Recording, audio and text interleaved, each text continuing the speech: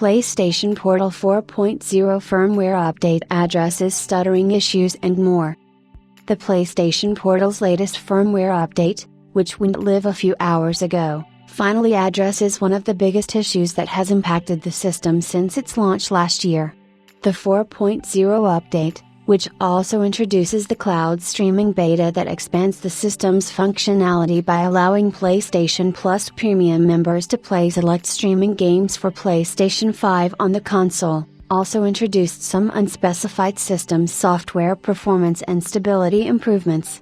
According to multiple online reports, these improvements are far from being minimal. As with the new firmware update, Sony finally addressed the widely reported micro-stuttering issues that the vast majority of users experienced on the PlayStation Portal since launch. With a single firmware update, Sony managed to improve the system considerably, as the streaming quality issues and the lack of cloud gaming support were undoubtedly the PlayStation Portal's biggest issues that prevented it from being a much more appealing system.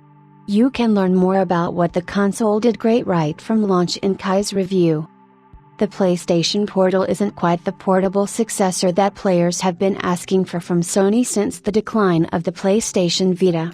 That being said, the PlayStation Portal does one job and does it exceedingly well.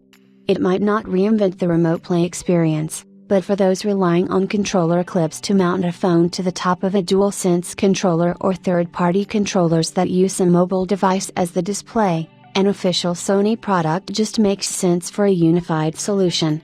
It might not replace those backbone controllers and other devices that players might have in their home, but the PlayStation Portal might wind up being the controller that players start reaching for first.